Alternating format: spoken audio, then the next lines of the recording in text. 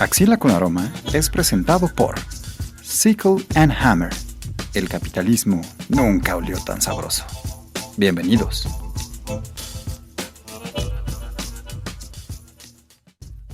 Grabando, dice grabando. Buenas noches, días, mañanas, tardes. Bienvenidos a su primera emisión de Axila con Aroma. Me agrada muchísimo que mi colega, con quien pretendo trabajar, se está muriendo de la risa. O bueno, le está dando un ataque o no sé qué se llama. En esta primera emisión vamos a platicar de qué se trata este business. Axila con Aroma quiere decir que todo lo que portes debajo del brazo impregna tu axila y no al revés. Entonces, nos presentamos tantito, ¿no? Colega Ivonne. ¿Quién primero? ¿Tú primero o yo primero? Tú. Yo. Claro, porque pues, se sabe que el ególatra aquí soy yo. Pues de profesión estudié ingeniería mecánica, pero pues se supone que nos dedicamos a la docencia. De docente nada, porque ni pedagogo ni nada por el estilo, pero es divertido janguear con niños y que te paguen por eso. Y está bueno, ¿no? Y usted, preséntese, por favor, colega. Voy a asustar a los que escuchen esto, si me presento. Por favor, pues sí, es la idea. Pero a ver, empecemos. Yo soy filósofa, por la Universidad Iberoamericana. También me dedico a la docencia, pero yo sí tengo algo de pedagoga. Tengo especialidad en educación, en intervención educativa. Y ¿qué más? Por el momento estudio otra licenciatura en literatura y lengua hispánica, además de estudiar historia del arte en línea. A diferencia de César, yo me la paso de escuela en escuela dando clases, no me establezco en ningún lugar. ¿Qué más? Y pues ya, yo creo que por el momento es suficiente. Yo creo que es una muy buena introducción. Muy buena introducción. Ivonne nos va a platicar de libros muy interesantes que le impregnaron la axila, y yo haré interrupciones impertinentes con la osadía de hacerlo reír, escucha, porque pues las intromisiones son para aliviar la ignorancia, ¿no? Hacer chistoretes acerca de lo que no sabemos, básicamente. Y si escucha algunos ruidos de fondo, como caninos o tamales oaxaqueños, es porque no tenemos un estudio, a menos que usted que escucha nos empiece a dar dinero. Si nos empieza a dar dinero, entonces esto va a aumentar la calidad. Pero no es el objetivo, sino hablar de libros interesantes. Y, dicho esto, ¿cuál es el libro del que nos vas a hablar, Ivonne? No lo podemos ver. Okay. No se ve. Yo no llevo mi libro abajo de la axila. Yo sí lo llevo en mi bolsa Gucci, aunque... Eso, claro. No le gusta a usted que lo diga, pero pues ni modo. Así las cosas. Perfecto. Ok, el libro de hoy se llama Aprendizaje o el libro de los placeres. Es una de las escritoras brasileñas, no voy a decir contemporáneas porque ya murió, pero pues del siglo pasado. Se llama Clarice o Clarice Lispector, ya depende de su portugués, de cada quien. Fíjate que hay una artista que se llama Sophie Lispector, y tiene una canción muy famosa que se llama Dancing on the Dance Floor, o como Burning Dance, no me acuerdo, pero Sophie Lispector lo recomendamos ampliamente. Y esta brasileña, no, definitivamente no es brasileña, la artista cantante. Pero ¿sabes de qué parte de Brasil es, de casualidad? Lispector de Sao Paulo, o como le quieran llamar. De acuerdo. Aquí somos mexicanos, entonces hablamos en español. Perfecto. Bueno, entonces quedamos que íbamos a hablar de aprendizaje o el libro de los placeres. Y cuando este libro cayó en mis manos, la primera pregunta que me hice es: ¿qué es el placer? ¿Y de qué forma los placeres están condicionados por la cultura en la que vivimos? Entonces, yo me hice esa pregunta, César, no sé si la quieras contestar tú. Sí, estaría muy interesante, No sé si se te venga a la mente algún placer que lo consideres, valga la redundancia, placer, por el simple hecho de que la sociedad así lo dicta o así lo dictamina. Fíjate que la primera palabra que me vino a la mente y que tú definitivo debes saber mucho más es el hedonismo. Pero creo que placer en mi vertiente sería pasármela suave, ¿no? Jugar videojuegos, picarme la nariz, tomarme una buena limonada y comer unos Doritos. Creo que eso definiría yo como placer. Son placeres banales, son acciones sencillas que me evocan una emoción similar a la alegría o a la tranquilidad. Eso sería para mí placer. Para ti, Ivonne, ¿qué sería placer? No se habla de decir groserías aquí, nada más para que nada más para que lo recordemos. Dentro de nuestro contrato no nos permiten decir groserías porque esto es contenido familiar. Y si se puede, poquito. Pero antes de pasar a que yo conteste, quiero que ahora tú contestes qué placeres se han visto de alguna manera atajados por la sociedad en la que vives. ¿Qué tipo de acciones que pueden generar placer no las realizas por el simple hecho de vivir en una sociedad, una cultura, que en este caso es México, Ciudad de México, no sé dónde vivas, pero pues por 2020. Ajá, bueno, 2020-2021, ¿no? Como mencionando, 2021 es verdad, mencionado como ciclo escolar. Creo que uno de los placeres que dejé pendiente debido al tabú del mismo es tatuarme la cara o perforarme la nariz o el labio. Creo que en la secundaria, que es el nivel al que nosotros enseñamos, sí tenía muchas ganas de hacerme una perforación en el labio, pero gracias a la instrucción o a la orientación de mi padre me dijo, híjole, pues chance no es la mejor idea. Me dio algunas de sus observaciones de por qué sería buena o mala idea, y tengo la impresión de que en el momento me hubiera generado placer hacer eso y no se me permitió porque pues, era un jovencito de 14, 15 años, igual de inmaduro que hoy, pero con menos dinero, que fue como para no poderme perforar el labio yo solito. ¿Crees que ese sea un ejemplo? ¿Aplica ese ejemplo? Sí, creo que es un ejemplo claro. Pero bueno, como vimos, el placer depende del contexto en el cual lo abordemos, ¿no? Pero desde mi punto de vista, desde mi perspectiva, y retomando muchísimo a Aristóteles, yo creo que el placer tiene que ver con un concepto griego que se llama la eudaimonía. La eudaimonía es la felicidad, y esta felicidad proviene por el ejercicio de tus facultades, ¿no? O sea, si haces algo que no es placentero, pero usando tus facultades, ya no es placer, ¿cierto? ¿Me repites la pregunta? Es decir, el principio de Aristóteles que mencionas tiene que evocar felicidad, si no, no vale, ¿cierto? Justo Aristóteles dice que el ejercicio de tus facultades es lo que te provoca la felicidad, y ahí es en donde encuentras el placer. Eso. Por ejemplo,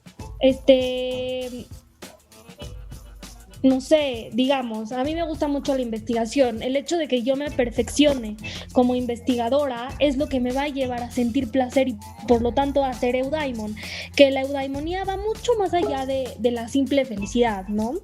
Es un concepto griego, y los conceptos griegos, no sé si sepas, pero van mucho más allá de poder traducirlos a una lengua y adjudicarles a un término en sí, ¿no? O sea, son conceptos, no son traducciones, no son palabras. Okay. Y entonces, bueno, para mí eso es el placer, ¿no? El ejercicio de nuestras facultades, el ejercicio de nuestros gustos, y llegar a la eudaimonía o a la felicidad, ¿no? Y por ejemplo, ¿leer te produce placer? Depende. Ok. ¿Qué te parece si nos enfocamos en el libro del día? ¿Leer ese libro te generó placer? Sin duda alguna.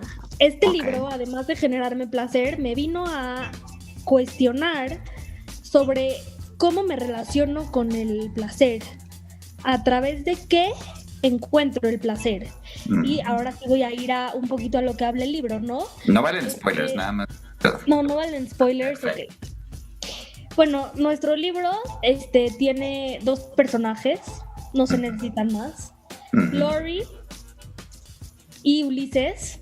por eso también me gusta este libro, porque Ulises, espero que nuestros oyentes tengan un poquito de mitología griega, de lo que es la literatura. Entonces, y que sepan quién es Ulises en la literatura clásica. Claro que nos estamos refiriendo a Odiseo, protagonista de la Odisea, segunda parte de la Ilíada. Homero estoy hablando, o sea, quien sea Homero, porque hoy en día ya sabemos que decir Homero como el escritor de la Ilíada y la Odisea, pues está un poquito difícil, ¿no? Porque no sabemos si era una escuela, no sabíamos si era un grupo de personas, no sabíamos si era un escritor, no sabemos quién era. Un colectivo, como le dirían mis amigos zapatistas. Es probable que sea un colectivo. Pero bueno, entonces nuestros dos personajes van a sufrir de ciertas transformaciones en cuanto a lo que es el placer, ¿no? Y el libro se llama Aprendizaje o el libro de los placeres. Y yo creo que nuestra protagonista, Lori, a través de la reflexión que hace sobre ella misma y sobre cómo se relaciona con el poder, logra encontrar un camino para acercarse al placer a través del amor y no a través del dolor. No quiero desarrollar más porque siento que si desarrollo más voy a echarles a perder el libro, pero lo importante de este libro es que en un principio Lori se relaciona con el placer siempre a través del dolor, siempre a través del sufrimiento. ¿Alguna vez has tenido esa sensación de ay, qué sabroso es llorar? Cuando ves una película triste y lloras y dices, ya salió esta cosa. Sin duda, pero lo interesante aquí es que el personaje masculino va a acompañar a nuestra protagonista. Ambos son maestros, ambos son docentes, chistosamente. Y lo interesante aquí, y es lo que más me gusta, es la figura masculina, ¿no? Tenemos una figura femenina que se está descubriendo, ¿no? Estos maestros están saliendo entre ellos, a veces se hablan, a veces no se hablan de forma esporádica, tienen conversaciones muy profundas, incluso hay ocasiones en las que hablan de cosas.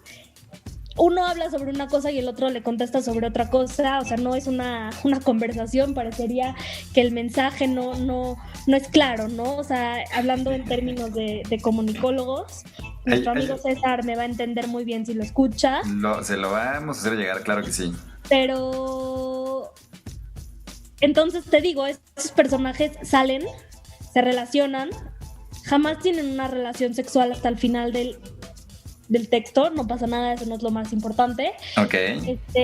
Pero sin duda alguna vamos a observar la forma en el que el personaje masculino va a ayudar a nuestro personaje femenino a encontrarse a través del placer. Fíjate que ahorita que mencionaste esto de la comunicación y que cuando uno le dice una cosa, el otro puede responder algo completamente distinto, me recuerda a una película llamada Ghost Dog, The Way of the Samurai, donde actúa Forest Whitaker.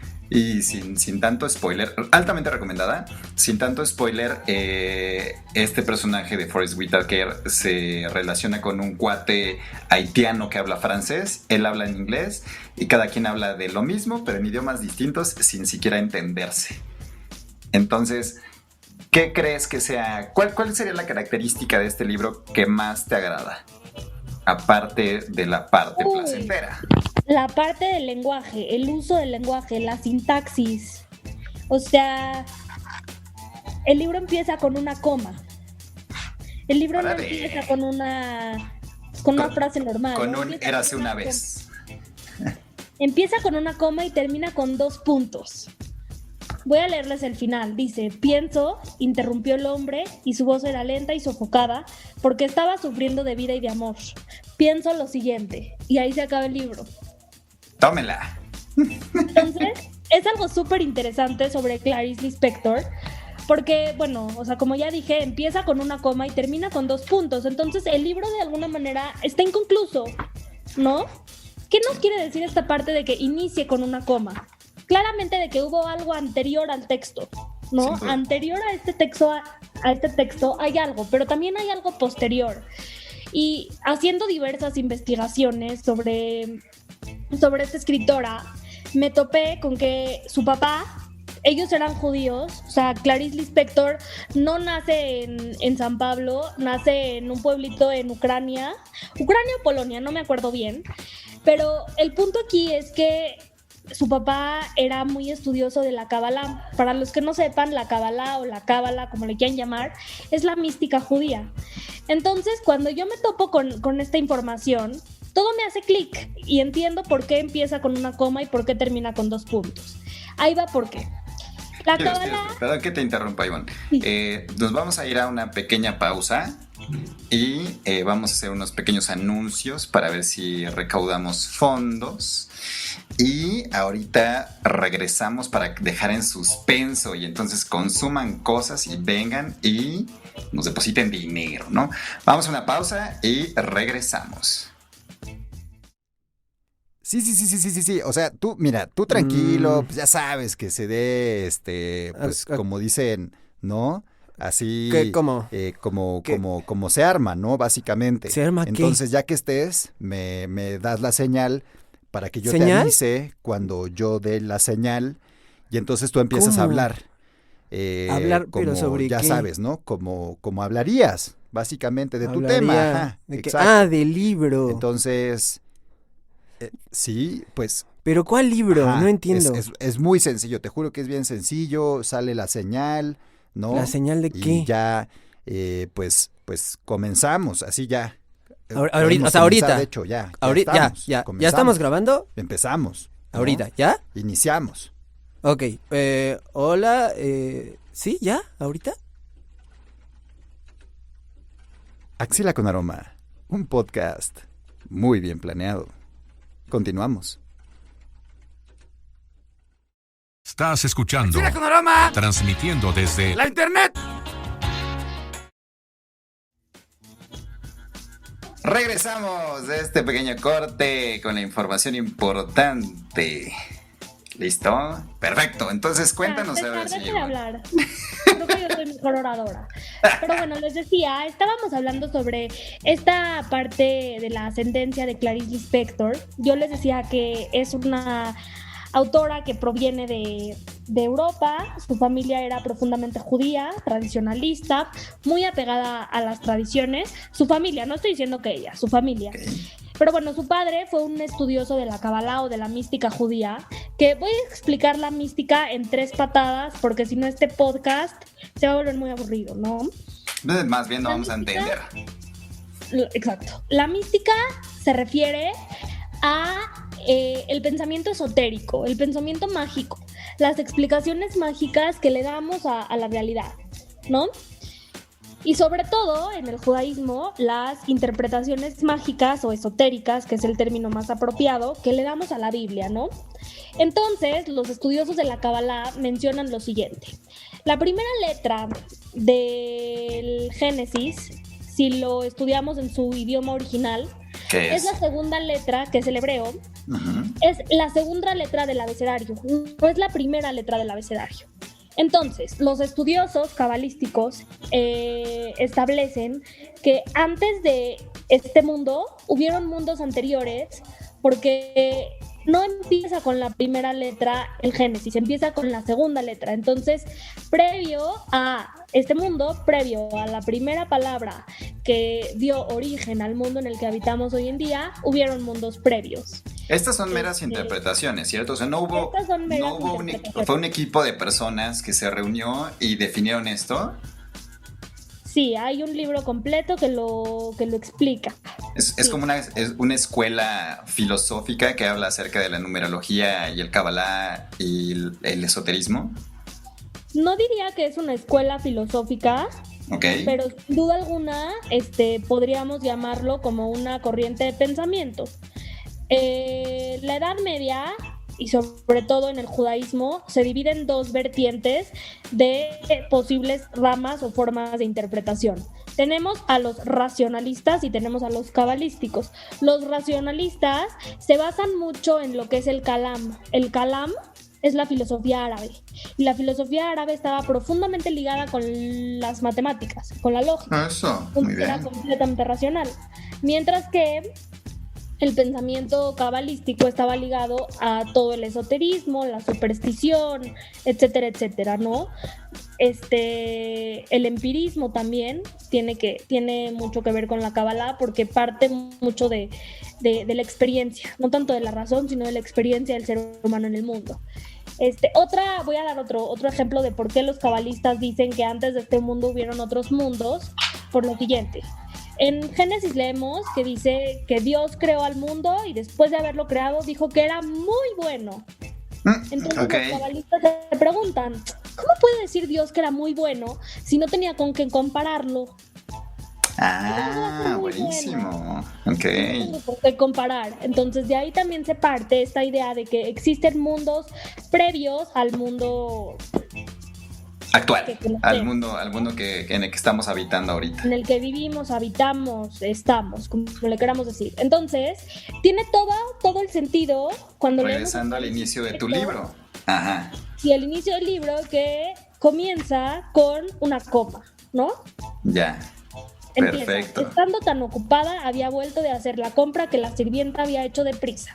Y algo súper chistoso, en las primeras 10 hojas del libro, no, en las primeras 6 hojas del libro, no tenemos ni un punto, tenemos puras comas. Ay, pero qué Saramago.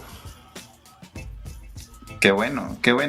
¿Y crees que esto, o sea, hiciste una comparación, tengo entendido, entre la Kabbalah o el Kabbalah, o la Kabbalah, y el inicio de este libro? ¿Qué otro recurso crees, si es que este puede ser enunciado como un recurso, que este libro comience con una coma? ¿Crees que haya otra similitud, alguna otra interpretación que te haga ruido como para decir, sí, no nada más tiene este recurso cabalístico, tiene este otro? ¿Crees que el final también tendría alguna similitud con la interpretación de la Kabbalah, del Kabbalah? Totalmente. ¿Cuál sería? Además es uno, suelte. Seguimos escribiendo el mundo, ¿no? O sea, aquí la escritora te está diciendo, piensa lo siguiente, a ver, escribe lo siguiente. Creo que esto puede ser un ejercicio de escritura creativa. Dudo mucho que Clarice Lispector tuviera algo de pedagoga, pero sin duda alguna esto es un ejercicio. Óyeme, yo tampoco y le echo ganas. Pero a lo que voy es a lo siguiente. Latinoamérica, siglo XX, mercado literario de Latinoamérica en el siglo XX no es el mercado literario que tenemos hoy. ¿Qué pasaba? Años 20, años 30, años 40, años 50, años 60, boom latinoamericano. Latinoamérica leía. Hoy ya no lee. Antes sí leía. Entonces, este tipo de escritores, como lo es Clarice Lispector, como lo es Carlos Oguendo, lo que intentan hacer es transformar la literatura deformándola. ¿A qué me refiero con deformándola? Cambiar toda la estructura del libro como libro. ¿Me explico? Vamos a modificar la estructura, vamos a romper con la estructura. Y Oguendo lo hace muy bien, pero también Clarice Lispector, así como otros escritores, también lo hacen. Por ejemplo, el boom latinoamericano lo hace muy claro. ¿Por qué? Porque el boom latinoamericano, que ojo, el boom latinoamericano es un equipo, grupo, club de escritores. No hay escritoras ahí, ¿ok? ¿Por qué no hay escritoras en el boom latinoamericano? ¿Por qué no? Porque era un club al que no pertenecían las mujeres. Punto. Era el club de Toby. Club de Toby para escritores. Era el club de Toby, sin duda alguna. ¿Qué pasa con el boom latinoamericano y qué pasa también con Latinoamérica? Empiezan a quebrar estructuras. Empezamos a quebrar estructuras. El boom latinoamericano tiene novelas enormes, súper complejas, novelas en donde rayuela, ¿no? Vamos a leerla de diferentes formas, vamos a leerla con diferentes mapeos. También tenemos una novela muy buena que se llama El obsceno pájaro de la noche, donde tenemos diferentes narradores, diferentes voces narrativas. Tenemos diferentes espacios, no solamente espacios temporales, sino también espacios físicos en donde se narran las novelas. Tenemos un revueltijo, ¿no? No puedo decir groserías, pero... Claro, sí, no, aquí no vale. Tenemos un DD ahí, pero bueno. Demsadre. Hace lo mismo, ¿no? De alguna manera quiere quebrar las estructuras, ¿no? ¿Cuándo hemos visto que un libro empiece con una coma? Jamás. ¿Cuándo hemos visto que un libro termine con 2 puntos? Claro. Termine con 2 puntos. Entonces creo que Clarice Lispector es un claro ejemplo de este quiebre que quiere tener Latinoamérica con la estructura. Y ahorita me estoy acordando de Cortázar, y Cortázar siempre decía que Latinoamérica estaba leyendo latinoamericanos. Claro. ¿No? Entonces, esto es lo que necesitaba Latinoamérica, ¿no? Y retomando al otro escritor que dije que se llama Carlos Owendo, que lo recomiendo muchísimo, sobre todo tiene un libro que se llama 5 metros de poema, y lo que él hace es, otra vez, vamos a transformar, vamos a deconstruir, vamos a quebrar la estructura de lo que es un libro, y él escribe un poema de 5 metros, literal, a lo largo. Hoy está en un museo, no me acuerdo en qué museo está, la verdad. Si no me equivoco es en Perú, pero no quiero mentir. Oye, pero ¿tienes el nombre del poema como para que el Así escucha lo pueda? 5 metros de poema. 5 metros de poema. 5 metros de poema. 5 metros de poema. Ok. Y está súper simpático, y empieza el poema diciendo, léase este poema, o no, ábrase este poema como quien pela una fruta. Ok. Entonces, bueno, ahí cada quien interprete lo que el escritor quería decir, ¿no? Pero sí, estos quiebres con las estructuras es muy clásico de Latinoamérica, y sobre todo clásico de Latinoamérica después del boom, en el boom y después del boom. Perfecto.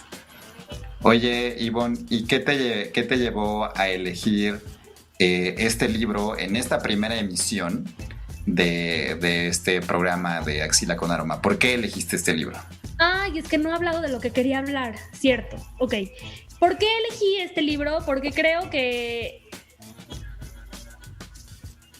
Clarice Lispector, hablando de Latinoamérica, porque pues si vivimos en México también somos parte de Latinoamérica, y no sé qué hacemos leyendo franceses o ingleses cuando tenemos tantas cosas en Latinoamérica. Touché.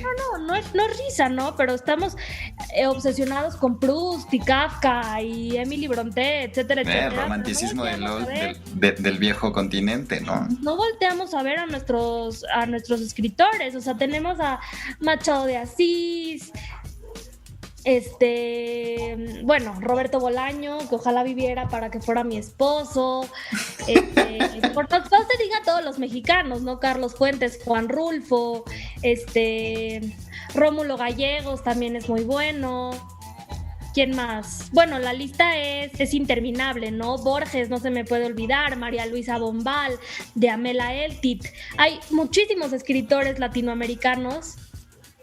Ajá. Que vale la pena rescatarlos, ¿no? Pero bueno, volviendo a lo que César me pidió, yo escogí este libro porque creo que resalta mucho la voz femenina, ¿no? Y creo que eso es lo más agradable en este cuento, ¿no? En esta novela. La voz femenina se transforma. Lori, nuestra protagonista, se va a transformar, se va a convertir en una mujer fuerte, en una mujer digna de ser mujer, ¿no? Tal y como lo explica Simone de Beauvoir, no me lo saqué yo de la manga, ¿no? Pero bueno, yo los invito a leer este libro, a leer también un poquito de teoría de la literatura, porque siempre es importante leer teoría y verlo aplicado en los diferentes libros. Les recomiendo mucho leer sobre Helen Sixus, que es una teórica literata que estudió muchísimo sobre la obra de Clarice Lispector, y justo ella fue quien asignó este término de voz femenina para las obras de Lispector. Y pues si alguien lee alguno de los libros de Clarice Lispector y quiere venir aquí al programa de César a platicar, ya saben su mail, su contacto, su celular, ¿dónde lo puedan contactar? Mi dirección. Por favor, háganselo saber, y me encantaría, ¿no? Que se acercaran a cualquiera de sus libros. Tiene Cerca del corazón salvaje, Agua viva, La pasión de GH, que es súper interesante ese porque nunca sabemos quién es GH, no sabemos cómo se llama jamás. ¿Y cuál otro tengo aquí? Un soplo de vida, buenísimo, y La hora de la estrella. Entonces, lean a Latinoamérica, por favor. Tiene lean lo a suyo. Latinoamérica. Así como decía Cortázar, tenemos un continente que nos lea a nosotros. Necesitamos, no defraudemos al boom latinoamericano y a todos los otros movimientos latinoamericanos literarios específicamente. gran momento, gran cierre de este primer episodio, aquí festejando en marzo, más bien aprendiendo en marzo. Yo soy un pésimo lector y soy muy ignorante, pero creo que con apoyo de los invitados vamos a empezar a aprender un poco, ¿no? Básicamente. Entonces, nos vemos en la siguiente emisión, en la tercera emisión, que espero Ivonne esté de regreso. Ya ven, ya llegó la patrulla, vamos a ponerle pausa o algo aquí porque ya se fue. Entonces, en la siguiente emisión, Ivonne traerá posiblemente a un nuevo autor, libros nuevos, con muchas ganas de contarnos de qué se tratan y para ilustrarnos y pasarla suave, ¿no? Básicamente en su podcast de momento para lavar los trastes, pero bien cómodo y bien ilustrado. Y no se sientan mal de no traer su libro abajo de la axila. No pasa nada. Bueno, entonces la siguiente será bolsas Gucci con aroma a axila o axila con aroma bolsa Gucci. Muy bien, pues cerramos este episodio. Muchísimas gracias por acompañarnos. Nos vemos en la próxima. Despídase, Ivonne, por favor. Adiós. Bye.